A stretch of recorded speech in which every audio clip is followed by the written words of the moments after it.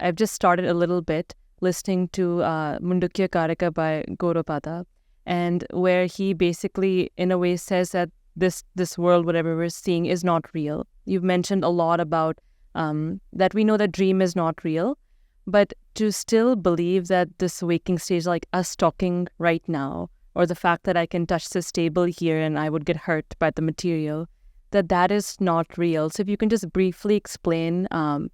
Let's just take that example. We are talking here. Is this real or not real? What would Gaudapada say to that? If you knock yourself against the table and it hurts, ouch, it hurts. Is that real or not real? And whatever does it mean to say it's not real? What Gaudapada would say to that is, so you are sitting here and talking, right? Yes. And this is an experience, right? Yes. And the experience is nothing other, is entirely dependent on consciousness, right? Yes. Without consciousness, no experience. Now, are you a person talking, or are you consciousness? Basically, I'm consciousness. And in this body-mind person, I'm engaged in talking to another person, who's also, by the way, that same consciousness. Would you say that the consciousness is talking to another consciousness or another person? Does it make sense to say consciousness is talking? No, consciousness doesn't talk. Then what is the relationship of consciousness to talking? The talking and the person, they are appearances in consciousness. Consciousness is the reality in which an experience of being a person talking to another person is being experienced. That is the falsity. Let me run through it again. Yes. Our common sense approach is, we're sitting here and talking. Done. What's there to talk about? What's there to discuss here? It's so two people talking. It's common sense. Now Gaudapada would say, two people talking, right? Yes. Is it an experience? Yes. Two people talking is an experience? Yes. Experience not possible without consciousness? Yes. Then the experience is something that is experienced in consciousness. It's not that consciousness is talking, consciousness is one person, consciousness is another person, now the two are talking to each other. No. Consciousness is just experiencing this whole thing, that two people are talking. So these two people talking isn't it an appearance in consciousness? Right. So it's not like two body minds are talking. Yes, right. So it's not that there is actually a physical body, in that there is a mental mind, in that there is a consciousness. Not like that. In one limitless awareness arises like a movie playing or a dream appearing, two people sitting and talking. Gaudapada asks, what's the reality here?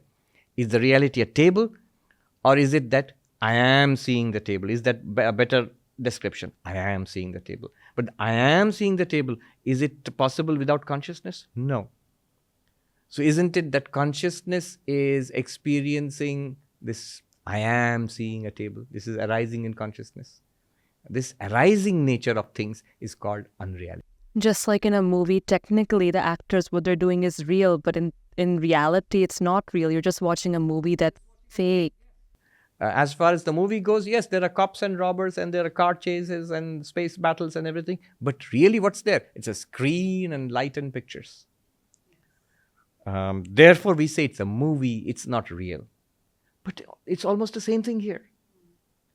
As long as we keep consciousness out of the picture, yeah, there are bodies and there is mind, there is speech, there is interaction. But when we bring consciousness into the picture, which is there already in the picture itself is because of consciousness, then we realize all of these, like waves in an ocean, are arisings in consciousness. In that sense, Gaudapada says the world is unreal. It's empty in itself, but is actually in one sense full of consciousness. And the consciousness alone is appearing and is experiencing itself in all of these ways. That's a wonderful explanation. And I just want to, before ending this podcast, just say that there's very few podcasts where I actually feel like this will really, really help the person watching. This is something that if people actually dive into and then they further study, this can eliminate their suffering and really bring light into their mind. And it helps all of us, the person watching and the person talking, both of us. It's wonderful to dwell on this. In the Panchadashi, there is a description of what's the practice of this Advaita Vedanta. Yeah, I know you will say hearing, reasoning, meditating.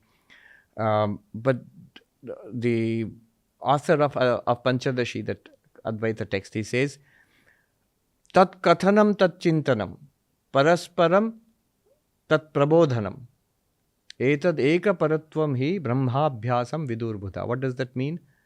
Talking about it, thinking about it, Brahman, one consciousness, Advaita Vedanta, explaining to each other, parasparam tat prabodhanam, awakening each other. This one-pointedness about Brahman, eka paratvam, or this focus on the one reality, this is called the practice of Brahman, Brahmabhyasa. This is the practice of Advaita.